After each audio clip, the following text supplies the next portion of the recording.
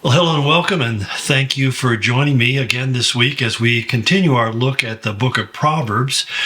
We left off last week in verse 32, and today we want to pick it up in verse 33.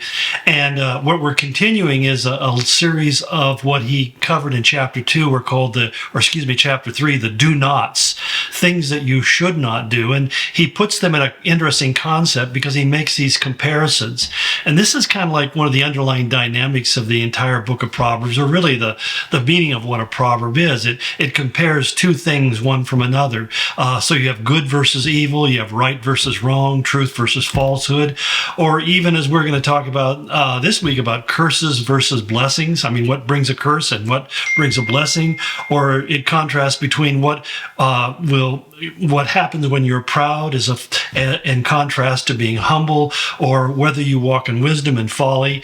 And so, as I mentioned before, this is really helpful, I think, in our day-to-day life, because it really tells us that there is a positive and a negative in every choice that we make in our life. There are some choices that vary in degrees. Some things are slightly positive and other things are slightly negative, and some things are significantly positive or significantly negative. And so it really helps us to begin to kind of make sense of the choice profiles we have to deal with as we go through everyday life. And here in verse 33, he tells us something that's really quite significant, I think. He says, the Lord's curse is on the house of the wicked. Now, who are the wicked? Well, the Hebrew word that's used here literally simply means a person who is living in hostility to God or in hostility towards God's law. In other words, they look at God's thou shalt nots and thou shalt, and they don't think that they're significant or meaningful. They don't have to be particularly hateful towards them. They just have to be neglectful of them. And so it's the kind of thing you find when people say, you do your thing and I'll do mine, or you do you and you do me. It's the idea that they have a course that they've set for their life, and they're really not interested in what course your life is on, as long as you stay out of their way. Now, that dynamic has kind of prevailed pretty much most of my lifetime. It's only more recently we find that it has shifted so dramatically to where there are a lot of people who not only have their way of seeing the world and doing life, but they also want to insist that you basically approve of it and endorse their decisions. And that's where we find that it becomes kind of a dictatorial, totalitarian environment. And so we've been seeing that kind of concept. You know, when people say things like, well, you can't legislate morality. Well, the truth of the matter is we legislate it all the time. We tell you people can't lie, they can't cheat, and they can't steal. And yet we've had a really interesting season where people have been really looking at things of what does it mean to cheat, and they redefine it as permission actually to do something that's wrong because in some way they have been offended or hurt or injured in the past. And this is where they really struggle with God's law, because God's law has an absoluteness to it. In fact, these people would say, well, there's no such thing as absolute truth. And that would be actually an oxymoronic statement. It's kind of like when we talk about jumbo shrimp is called an oxymoron. How can a shrimp, which means small, diminutive, be jumbo? I mean, these are putting two words together that shouldn't really fit together in the same sentence. And yet, at the same time, when we say truth isn't absolute, the idea of truth is that it is speaking about something that's absolutely always the way it is. That's what makes it true. It conforms to reality. And so truth and reality really are the nexus points for how we make decisions about how we live our life. In other words, when we're looking for a life compass, our life compass should point to true north. Well, what is true north to us in a moral and ethical sense? It's really where the conformity of what reality is and what truth is. And so what Proverbs does is it really begins to say, this is the truth and this is why it's true. And then it begins to compare that truth to the real world in which we live in. So in an era where common sense is becoming less common, this is where Solomon is really kind of instructing his son how to live a sensible life. And what I mean by sensible life is not one that's just sensory driven, but one that looks at the world through a clear lens. who sees things as they really are and understands how to respond to them in the most helpful and healthful way. Because at the end of the day, what's promised to us is not only we'll find our lives will be prosperous, and keep in mind that term doesn't just mean material or monetary wealth, but it means that we find our lives going from one point to another in an upward trajectory, as opposed to experiencing a downward trend in our life where things go from worse to worse to worse. And I think that one of the things that I've seen over the years as a pastor and doing a lot of pastoral conversations and counseling with people, if you will, I found that there are people who will come to me and they're saying, basically, my life is going in a downward trajectory. It's getting worse and worse and worse. And they would like me to, wave some magic wand or sprinkle them with some pixie dust that will suddenly change the dynamic. Even the request sometimes, would you pray for me that God would change it? And I'm always willing to do that. I pray for myself that God would alter circumstances that I find uncomfortable and seem to make me unhappy.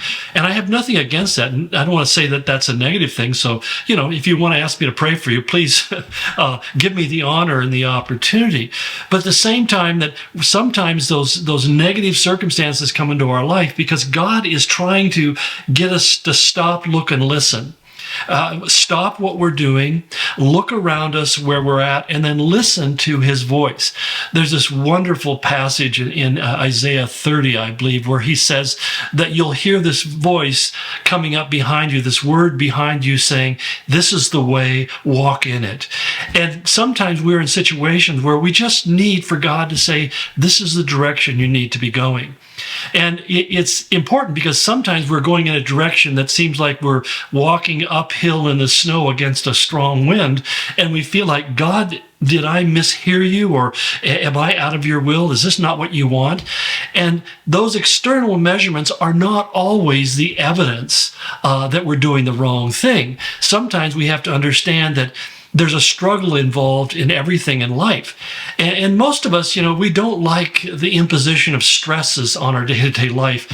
And yet, the only way that we can stay strong and healthy mentally and physically, as well as spiritually, is that we have to struggle against certain things. It's the idea that when you exercise your body, you're basically stressing your muscles and your body to basically strengthen itself. And what we find is that not only do our muscles become stronger and more toned, but actually even the bones themselves become stronger and healthier. That's why one of the things they encouraged for elderly people to do is actually to press weights or to do some kind of resistance training, because it keeps their bones really vital and strong. Well, the same thing is true in our spiritual life. We need to have certain battles that we fight. We need to have something that we're struggling against. We need to have goals that we're working to achieve. And anything that's worth achieving doesn't necessarily, hardly ever, really never comes easily. And I mean, sometimes I think about my wife and I this summer will be celebrating our 55th wedding anniversary, and it wasn't easy. I mean, there were some wonderful times, and there were times where they're joyous and all that sort of stuff. I don't want to give the wrong impression, but there was times when each of us had to look at ourselves and decide, am I going to seek my own or live for God? Am I going to deny myself, pick up my cross, and follow Jesus and love this person the way God tells me to, or I'm going to become reactive and become angry and say, I just want to find an easier path? Because most marriages I've seen that have collapsed because one or both of the people in that marriage decide they wanted to find an easier path.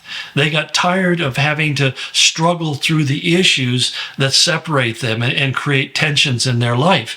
And yet, in the end of the day, that's the only way you grow. I remember when I wrote my book on marriage some years ago, many people just made the comment. They said, it's interesting because what you're talking about is really kind of fighting the good fight of faith. And that's why I used to always say when I would do seminary that if you love your wife the way the Bible tells you to love your enemy, which means that you forgive them and you pray for them and don't become resentful and bitter and so forth, if you just react to this other person that way, your marriage would probably improve 100% overnight. And that's really where the breakdown comes, is because we don't want to struggle against things that are difficult, that are challenging, that can be sometimes painful and exhausting. But I find at the end of the day, it's kind of like, for me, yard work. As spring came, my wife and I are, working ourselves to the nubs, trying to really kind of recover from all the debris and refuse that was left in our yard after the winter season. And it was a lot of hard work. And it's very difficult. And going on continually maintaining it on a daily basis requires a lot of work. And yet we looked at each other and said, we need this exercise. We need to go through this. And at the end of the day, you turn it back, you're exhausted, you're tired, the muscles are weak, and maybe you're achy breaky in certain places. But you recognize that you've accomplished something, that you've really taken control of your environment in a new way. In our sense, I'm talking about a very physical sense, but even in a spiritual sense and an emotional sense. Sometimes we have to struggle through some issues in order to take control of our environment so that we are really kind of setting the agenda for our day-to-day life and not let circumstances reign out of control. And I think of some of you, maybe, for example, I think of people who are going through financial difficulties. The hardest thing is to, first of all, admit that you have not been in control of your money. And secondly, is to begin to impose some really strict controls on how you handle your resources, which becomes very, very difficult because you have impulses that are telling you to spend. And this discipline, this budget you've created says you cannot spend. You can have to stay within these parameters. And that's never easy.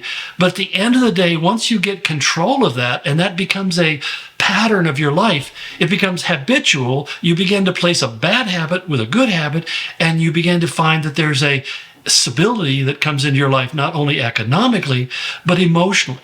You no longer feel like you're under the gun and you're being threatened by all sorts of difficult circumstances, but you feel like you have control of your life.